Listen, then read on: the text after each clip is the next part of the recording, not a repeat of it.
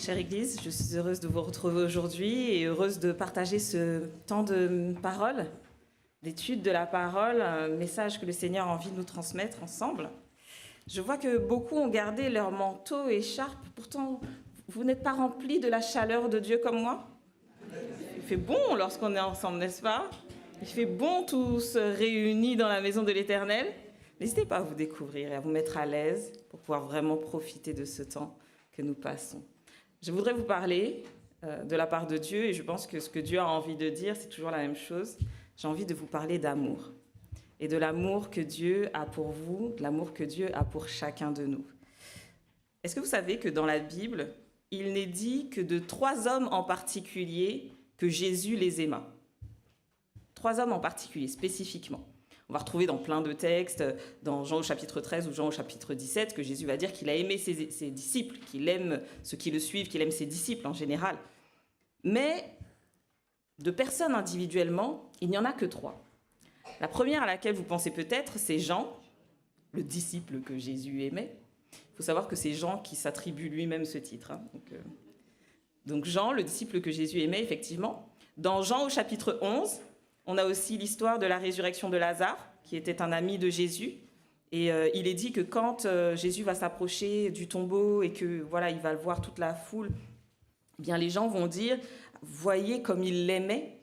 Donc on va reconnaître que oui, Jésus avait de l'amour particulièrement pour son ami Lazare. C'est dans Jean au chapitre 11, verset 36. Et enfin, il y en a un autre homme, sans nom cette fois, mais dont l'histoire est relatée dans 3 des évangiles. Et cet homme, on l'appelle le jeune homme riche. Avant de prendre la lecture de cette histoire, je vous propose d'incliner la tête et de demander l'influence du Saint-Esprit. Seigneur Dieu de grâce et de bonté, nous te remercions pour tout ce que tu fais pour nous. Nous te remercions aussi pour ce temps que tu nous donnes de passer à l'écoute et à l'étude de ta parole. Fais-nous du bien, Seigneur. Accorde-nous de comprendre le message que tu as pour chacun d'entre nous. Que nous soyons édifiés, que nous soyons fortifiés, que nous soyons ranimés dans la foi et dans le désir de te suivre. Ce sont là les grâces que nous te demandons au nom de Jésus. Amen. Nous avons donc pu lire Marc au chapitre 10, nous allons prendre dans cet évangile-là, à partir du verset 17, où il nous est dit que voilà, Jésus se mettait en chemin et il y a un jeune homme qui accourt à lui et qui se jette devant lui à genoux et qui lui pose une question. « Bon maître, que dois-je faire pour hériter la vie éternelle ?» Alors si on peut juste s'arrêter sur l'attitude de ce jeune homme, on voit déjà plusieurs choses. La première, c'est qu'il accourt devant Jésus. Donc ce n'était pas commun à cette époque de courir, ce n'était pas bien vu de courir. Et ce jeune homme n'a pas envie de rater Jésus. On sent qu'il n'a pas envie que Jésus passe, que quelqu'un arrive devant lui pour poser la question. Donc non, il accourt vers Jésus. Il est pressé par ce désir de rencontrer Jésus. Là, on peut dire qu'il gagne des points, n'est-ce pas? Pas mal. Et puis, que fait-il encore? Il se met à genoux devant Jésus. Donc là, il s'humilie, il s'incline, il reconnaît Jésus comme un maître, un seigneur. Donc là, on peut se dire, ah voilà, ça c'est un gars bien, un homme qui a compris qui est Jésus, qui vient chercher auprès de Jésus ce dont il a besoin. Donc oui, très bien, tout est bien pour l'instant. Et il pose à Jésus cette question, bon maître, que dois-je faire pour hériter la vie éternelle? C'est une vraie question, c'est une bonne question. C'est une aspiration profonde de l'humanité, de pouvoir vivre éternellement, vivre dans la paix, dans la joie, dans l'amour. C'est cette promesse d'ailleurs que Jésus est venu prêcher au peuple d'Israël. La promesse que Dieu, pardonnant les péchés des hommes, était prêt aussi à leur donner la vie, et la vie en abondance. Jésus va le dire à plusieurs reprises, « Je suis venu donner la vie à mes brebis », et pas juste une vie quelconque, banale, mais une vie en abondance. Et le jeune homme le reconnaît quand il demande à Jésus, « Mais que dois-je faire pour hériter la vie éternelle ?» Eh bien, cet homme qui est à la recherche de la vie éternelle a trouvé une chose qu'il sait, mais il lui manque encore quelque chose. Il sent qu'il est à un élément de trouver ce qui satisfait exactement à son besoin. Comme pour la parabole de la pierre précieuse, que vous connaissez peut-être, le joaillier qui trouve une pierre de grande valeur, qu'est-ce qu'il va faire? Eh bien, il fera tout son possible pour pouvoir l'acquérir, pour pouvoir l'acheter. Quel que soit le prix à payer, il est prêt à le payer. S'il faut qu'il vende tous ses biens pour acquérir cette pierre de grande valeur, il va vendre tous ses biens. Et quand il l'a trouvée, il est heureux et il est content d'avoir fait tout ce qu'il fallait pour obtenir cette pierre précieuse de grand prix. Tout ce qu'il faudrait faire, il était prêt à le faire. Et cet homme, ce jeune homme riche, a trouvé cette pierre précieuse. Il a connu la vie éternelle, qu'il y a la vie éternelle. Il a connu qu'il existe une vie où il peut y avoir la paix, il peut y avoir la joie, il peut y avoir l'amour, il peut y avoir la satisfaction. Et il se dit prêt à tout pour l'avoir. Seigneur, bon maître, que dois-je faire pour avoir la vie éternelle? Jésus lui répond, à partir du verset 19, « Tu connais les commandements. Quels sont-ils? Tu ne commettras point d'adultère, tu ne tueras point, tu ne déroberas point, tu ne diras point de faux témoignages, tu ne feras tort à personne, honore ton père et ta mère. » Mais, répond le jeune homme, j'ai observé toutes ces choses dès ma jeunesse. Et alors, si tu as observé toutes ces choses dès ta jeunesse, qu'y a-t-il? Que te manque-t-il? Ça, c'est la réflexion que le jeune homme a. Parce qu'il sait tout ce qu'il a fait. Il sait qu'il a gardé les commandements. Il sait qu'il a été fidèle. J'ai observé toutes ces choses. Mais que me manque-t-il encore? Le manque. Il se trouve face à un sentiment que peut-être beaucoup d'entre nous ressentons. L'insatisfaction. L'impression qu'il nous manque quelque chose dans notre vie spirituelle, dans notre cheminement de foi, pour parvenir véritablement à cette plénitude qui est promise par Jésus. La vie en abondance. Le jeune homme riche le dit, moi j'ai été fidèle, je n'ai pas tué, je n'ai pas dérobé, je n'ai pas commis d'adultère, je n'ai pas fait porter de faux témoignages contre mon prochain, j'ai été fidèle à toutes les lois, j'ai gardé toutes les paroles de Dieu. Mais que me manque-t-il? Alors Jésus lui répond, parce que il l'aime. Et c'est face à cet élan de détermination qu'il nous est dit que Jésus l'aima. Et alors il lui révèle et il lui dit, il te manque une chose, va, vends tout ce que tu as, donne-le aux pauvres et tu auras un trésor dans le ciel, puis viens et suis-moi. Ça semble si simple. Ce que Jésus lui dit est tellement simple. Écoute, va, tu vends tout ce que tu as, tu donnes, tu vends, tu te débrouilles, tu te débarrasses de tout, et puis tu me suis. Puisque tu es venu à moi pour avoir une réponse, tu es venu à moi pour avoir la solution, viens, suis-moi. Tu verras, tu vivras, suis-moi. Alors, était-ce une réponse facile? Si facile. L'homme a reconnu que Jésus était le seul qui est bon. Autrement, il a reconnu qu'il y avait en Jésus un élément de la divinité. Parce que Jésus va lui dire, pourquoi tu m'appelles bon? Il n'y a que Dieu seul qui soit bon. Mais le jeune homme ne revient pas sur cette parole. Il reconnaît qu'il y a en Jésus quelque chose de spécial. Jésus a compassion pour ce jeune homme parce qu'il voit en lui quelqu'un qui est sincère. Il voit en lui quelqu'un qui a vraiment envie de le suivre, qui a fait de son mieux jusqu'à présent. Jésus est ému de compassion pour lui et parfois j'ai envie de me dire, est-ce que Jésus est aussi ému de compassion pour nous? Est-ce qu'il voit en nous des serviteurs qui sont toujours à la recherche d'être de meilleurs serviteurs, de faire ce qu'il faut comme il faut pour lui, parce qu'il est bon, parce qu'il est digne, parce qu'il a donné sa vie pour nous? Alors, est-ce qu'il voit en nous des personnes qui sont à l'affût de toujours se rapprocher de Jésus?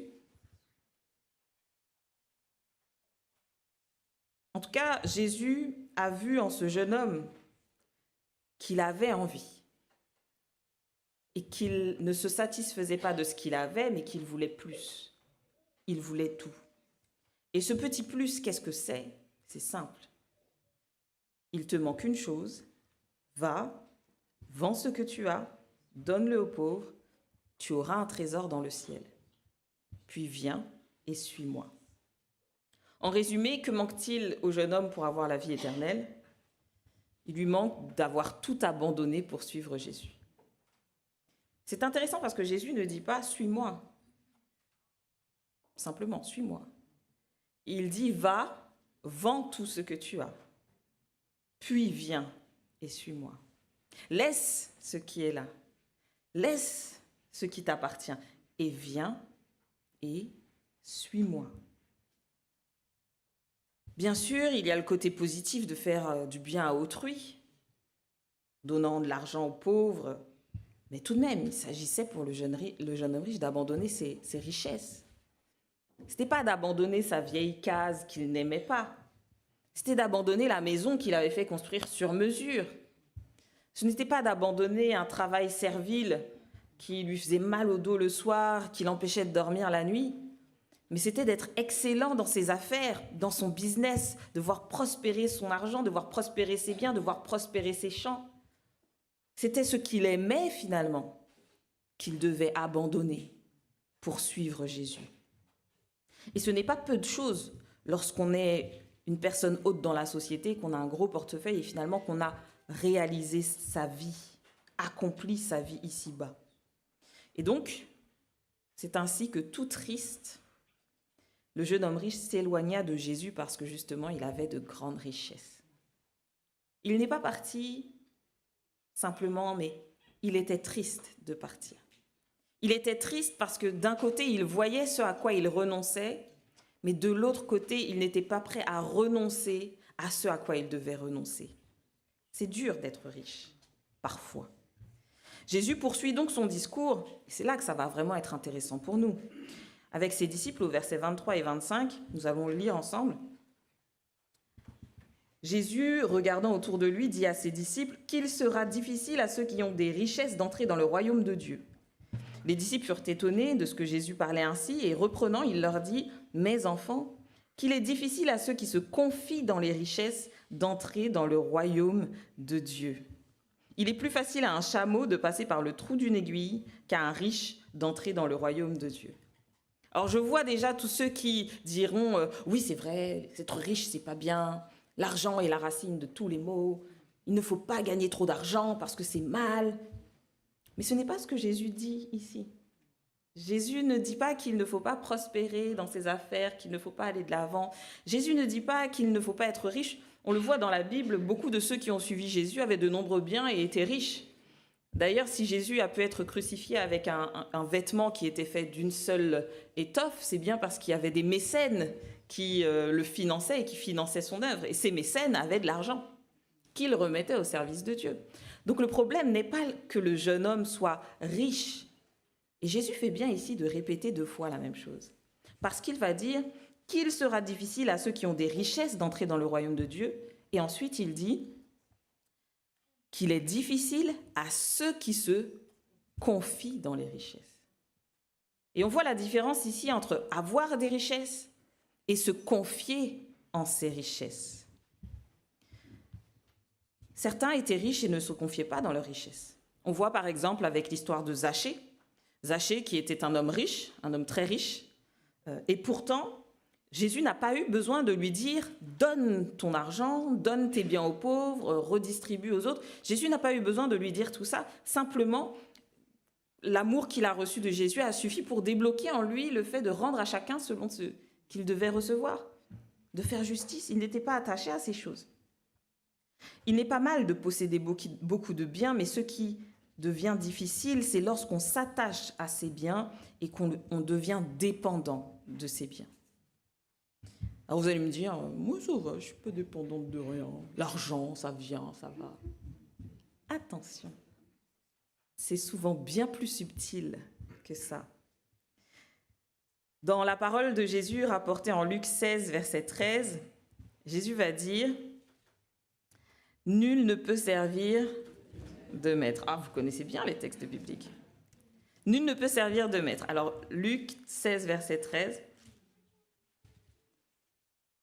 Car ou il haïra l'un et aimera l'autre, ou il s'attachera à l'un et méprisera l'autre. Vous ne pouvez servir Dieu et Mammon. Qui est Mammon? Le dieu de la richesse. Le jeune homme était un exemple en ce qui concernait les commandements relatifs au respect d'autrui. L'autre, tu aimeras l'autre comme toi-même, ton prochain comme toi-même. Il avait tout compris. Et pourtant, tout aussi bon qu'il était, il enfreignait malheureusement le premier des commandements qui disait « Tu aimeras le Seigneur ton Dieu de tout ton cœur, tu n'auras pas d'autre Dieu devant ma face. » Mammon, qui signifie l'argent et que l'on peut élargir à toutes les choses matérielles, est un Dieu pour bien plus de gens qu'on peut le croire. L'exemple de cet homme, qui est bon en presque tout point, devrait nous faire réfléchir. Car que dit Jésus à son sujet? Il dit qu'il est plus facile à un chameau de passer par le trou d'une aiguille qu'à un riche d'entrer dans le royaume de Dieu. Mais à un riche qui se confie dans les richesses. Cette phrase-là, plus facile à un chameau de passer par le trou d'une aiguille qu'à un riche d'entrer dans le royaume de Dieu, a été étudiée, détaillée. On a cherché toutes sortes d'explications à ce texte. Et pour ceux qui ont suivi les études bibliques sur l'Apocalypse que j'ai données cette semaine, j'aime à dire de ne pas trop chercher trop loin les réponses à nos questions. Parce que la Bible n'a pas été écrite pour être compliquée. Le message a été écrit pour être simple, pour que nous en comprenions tous la notion. Certains ont proposé que, en fait, il s'agissait d'une des portes qui entourait Jérusalem, qui s'appelait la porte de l'Aiguille et qui était volontairement plus basse par mesure de sécurité. Et donc, que pour passer par cette porte-là, les marchands avec leurs chameaux devaient faire passer les chameaux à genoux. D'accord ? Et donc, que c'était quelque chose de très difficile et quelque chose de très pénible. Alors, il y a deux points qui remettent peut-être en question cette proposition. La première, c'est qu'il n'a jamais été prouvé qu'une telle porte existe, que la porte de l'Aiguille existe. On n'a pas de trace de cette porte-là. Puis la deuxième chose, c'est est-ce que vraiment les chameaux se plieraient à ce concours de se poser? Parce que pour un chameau, marcher à genoux, quand même, vous imaginez le spectacle. Ça devait faire des accidents, des embouteillages, des blessures. Il valait mieux contourner la ville, tout simplement. L'interprétation la plus logique, la plus claire, en tout cas celle qu'on entend facilement, c'est que essayer de faire passer un chameau par le trou d'une aiguille, impossible. D'ailleurs, les Perses avaient une même expression. Eux, ils disaient c'est aussi facile, voilà, il faisait la comparaison, que de faire passer un éléphant par le chat d'une aiguille. Parce que pour les Perses, l'éléphant était l'animal le plus gros qu'ils connaissaient. Et de même, pour les Juifs, le chameau était l'animal le plus gros qu'ils connaissaient. Donc, ce rapprochement indiquait vraiment la difficulté de la tâche. C'est presque, et même, impossible, comme les disciples vont le dire. Mais justement, et on n'est plus là dans la notion de c'est facile ou c'est difficile, mais on est vraiment dans la notion de c'est impossible. S'il est impossible pour un chameau de passer par le trou d'une aiguille, cela signifie qu'il est tout impossible pour celui qui se confie dans ses richesses d'entrer dans le royaume des cieux. Et pourquoi? Eh bien, parce que ça ramène à cette première question du jeune homme, que dois-je faire pour hériter la vie éternelle? Là où on s'est dit que le jeune homme avait tout bon, on aurait dû considérer que dès le départ, il avait tout faux. Vous me suivez? Parce que dans cette première question, il y a une erreur. Que dois-je faire pour hériter la vie éternelle? Tu ne dois rien faire pour hériter la vie éternelle. La seule chose que tu dois faire, s'il faut faire, c'est suivre Jésus.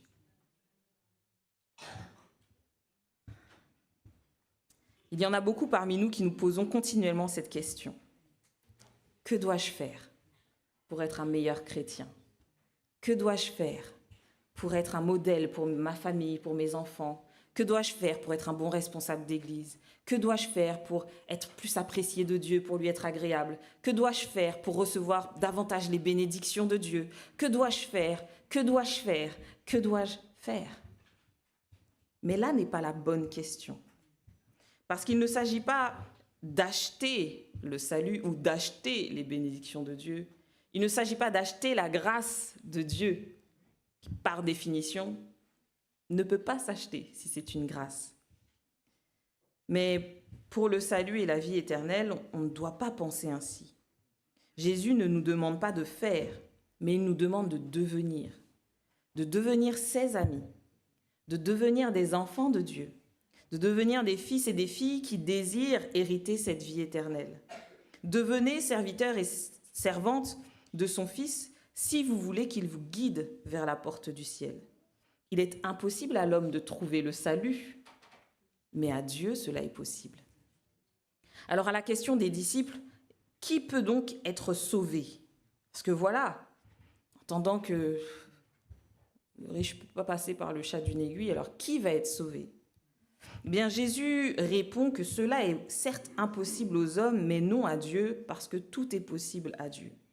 La vie éternelle, c'est vraiment un don gratuit qui est fait à chaque homme, chaque femme de la part de Dieu qui a envoyé Jésus-Christ, son Fils, afin que quiconque croit en lui ne périsse pas. Ça, c'est la vie éternelle. Et il nous faut proclamer ce message pour les autres, mais pour nous-mêmes. Parce que nous sommes prompts à oublier que l'amour de Dieu est suffisant pour nous accorder le salut et suffisant pour nous accorder la vie en abondance. Jésus-Christ est suffisant pour cela. Ça ne dépend pas de ce que nous pouvons apporter sur la table, parce qu'en réalité, la table est déjà mise. Ça dépend simplement de si je veux m'asseoir à la table ou pas. Ce cadeau de Jésus ne peut pas se monnayer. Il ne peut pas aussi comment on appelle ça? Alors j'avais le terme sur le bout de la langue. Lorsqu'on essaie de faire une transaction avec quelqu'un, se marchander. L'amour de Dieu ne peut pas se marchander. Ne peut pas se négocier. Si je fais ça pour toi, si je me lève tous les matins à 5h30, si je garde des pièces pour les donner aux pauvres, si je deviens responsable du ministère de l'évangélisation, alors Seigneur, tu feras ça pour moi. Alors tu m'accorderas plus de grâce et de bénédiction. Ça ne se monnaie pas. Jésus a déjà tout donné, il a donné sa personne. La question, et la seule question, est de savoir, est-ce que moi, je veux suivre Jésus ou pas? Et suivre Jésus, ça veut dire, est-ce que je veux bien suivre Jésus quand il entre dans la ville? Est-ce que je veux toujours suivre Jésus lorsqu'il va dans le désert? Est-ce que je veux suivre Jésus lorsqu'il dort dans la chambre haute? Ou est-ce que je veux suivre Jésus lorsqu'il dort au bord du lac avec les insectes, les enfants, il y a des insectes. Est-ce que j'ai envie de juste suivre Jésus? Parce que Jésus, il sait le chemin de la vie éternelle. Et il ne va pas se perdre. Et tout ce qu'il me dit, c'est viens et suis-moi. Il n'y a pas d'autre chemin. Je suis le chemin, la vérité et la vie. Nul ne vient au Père que par moi. La vérité, c'est qu'il n'y a pas d'autre. Il n'y a pas de choses à faire, il n'y a pas de maison à construire, il n'y a pas d'autre chose à faire que juste de suivre Jésus, là où il va, aller là où il passe. Le plus dur lorsqu'on désire être enfant de Dieu, ce n'est pas forcément de respecter les commandements. Ce n'est pas forcément de faire les 613 lois. Enfin, peut-être que pour nous, ce serait difficile. Hein. Mais ce n'est pas forcément de faire ces choses-là qui est difficile. Ce qui est difficile, c'est de confier sa vie entière au service de Dieu. Ce qui est difficile, c'est de se dire que ma vie ne m'appartient pas parce que je désire que ce soit la vie de Christ en moi. Et ça, c'est difficile. C'est difficile d'accepter que les plans de quelqu'un d'autre sont meilleurs que les nôtres. C'est difficile de se dire que le chemin que Dieu veut pour moi est forcément meilleur que tout ce que j'aurais pu imaginer pour moi-même, alors que j'imagine déjà de grandes choses pour moi-même. Et sommes-nous prêts à tout laisser, le tout beaucoup ou le tout pas beaucoup, pour suivre Jésus et entrer dans son projet de vie? Est-ce que nous serions prêts aujourd'hui, s'il le fallait? Puisque nous ne sommes pas attachés à l'argent, on l'a dit tout à l'heure. Hein. Nous ne nous confions pas en les richesses, n'est-ce pas? Du tout.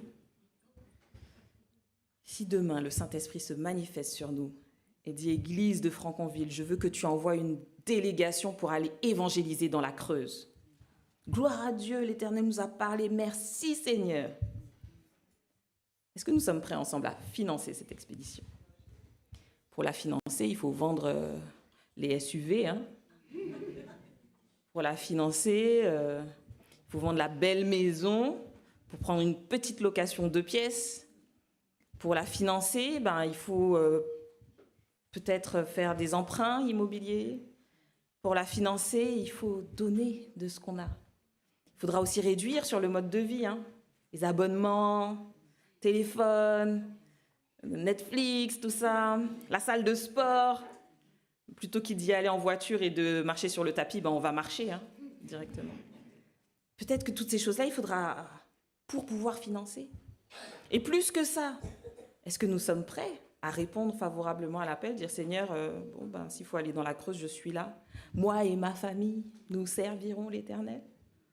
Je laisse ma maison, je laisse mon confort, je laisse ma ville où tout le monde est très bien. Je laisse mon travail que j'aime beaucoup avec mes super collègues. C'était tellement difficile de trouver un travail avec des collègues aussi bien. Je laisse. Et je te suis parce que tu m'as dit que c'est là que tu veux.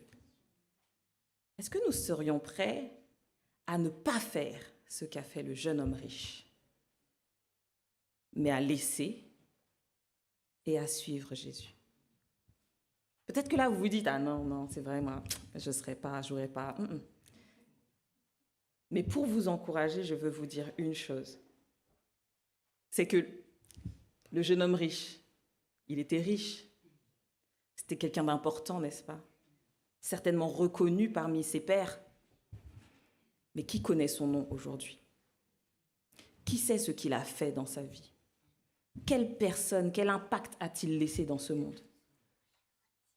Mais Jean, Pierre, Jacques, Barthélemy, Thomas, ces hommes-là, on sait qui ils sont aujourd'hui. Ces hommes-là, ils ont laissé leur empreinte dans le monde. Pas parce qu'ils ont été exceptionnels, pas parce qu'ils ont fait des choses, mais parce qu'ils ont suivi Jésus. Et que Jésus les a conduits là où ils devaient être. Peut-être qu'ils auraient pu réussir leur vie s'ils avaient suivi leur vie, mais ils ne les auraient jamais réussi comme ils les ont réussis sous l'influence du Saint-Esprit et à côté de Jésus. Donc Dieu a de grandes choses pour nous. Il a la vie en abondance à nous donner. Et cette vie en abondance, nous ne l'acquérons pas en gardant les commandements, en étant de bons chrétiens, en étant des adventistes fidèles. C'est bien, je ne vous demande pas de ne pas devenir des adventistes fidèles. Mais ce n'est pas comme ça que nous aurons la vie en abondance. La vie en abondance, nous l'aurons lorsque nous serons entièrement disposés à nous consacrer à Dieu, à soumettre notre vie à Dieu et à faire sa volonté, rien que sa volonté et seulement sa volonté. Pour cela, il faut être à son écoute. Et pour cela, il faut venir, comme le jeune homme riche est venu, humblement, avec hâte, et se mettre à genoux de Jésus. Et lui dire, Seigneur, ce que tu veux faire, fais-le. Le royaume des cieux ne concerne pas une façon de faire pour Dieu. La vie éternelle, ce n'est pas une façon de faire pour Dieu. La vie éternelle, c'est une façon de vivre pour Dieu. Et peut-être qu'aujourd'hui, vous ressentez ce manque. Vous avez l'impression de faire beaucoup de choses pour Dieu, que vous donnez au maximum, mais que ce n'est pas ça. Vous n'êtes pas épanoui spirituellement, vous n'êtes pas transporté. Eh bien, peut-être que ce qui vous manque, c'est une chose, c'est de suivre Jésus. Vous avez peut-être déjà beaucoup donné pour Jésus. C'est bien. Maintenant, arrêtez de donner et juste suivez-le. Ai-je compris que le salut que Dieu m'offre est un don gratuit? Ai-je saisi que seule ma confiance, mon amour et mon dévouement total à Dieu pourront me conduire dans la vie éternelle? L'Apocalypse déclare qu'au retour de Jésus, les élus habiteront avec Dieu en sa présence et qu'ils vivront ensemble pour toujours. Mais dès à présent, Christ veut vivre dans nos cœurs. Dès à présent, il veut faire sa maison en nous. Et il nous invite à dédier entièrement nos vies à son amour, à son service, pour que nous soyons dès maintenant des disciples de notre Seigneur, des fils et des filles de Dieu, des héritiers de la vie éternelle. C'est un cadeau mystérieux que Dieu nous fait et qu'aucun de nous ne méritons. Mais cette offre ne durera pas éternellement. Jésus Il revient bientôt et le temps est court. Il nous faut donc choisir ce que nous voulons vraiment faire de nos vies. Est-ce que nous voulons bâtir notre foi, notre assurance, notre confort sur les valeurs matérielles de ce monde? Ou est-ce que nous sommes prêts à ériger notre confiance sur le seul roc de la promesse du salut en Jésus-Christ? À la question « Que dois-je faire pour hériter la vie éternelle ?» la Bible répond « Écoute Israël, l'Éternel notre Dieu est le seul éternel. Tu aimeras l'Éternel ton Dieu de tout ton cœur, de toute ton âme et de toute ta force. » Que rien ne nous sépare de l'amour de Dieu, que rien ne nous sépare de la volonté de Dieu. Qu'il n'y ait pas de relation ici-bas qui nous empêche de suivre Jésus. Qu'il n'y ait pas de confort matériel qui nous empêche de suivre Jésus. Qu'il n'y ait pas de confort social qui nous empêche de suivre Jésus. Qu'il n'ait pas non plus de confort ecclésial. Je suis bien dans mon église, je suis dans mon petit train-train, j'ai mes habitudes, j'ai ma place. Que ces choses-là non plus ne nous empêchent pas de suivre vraiment Jésus. Parce qu'il n'y a que Jésus qui sauve. Et il n'y a que Jésus qui m'aime d'un amour éternel. Amen.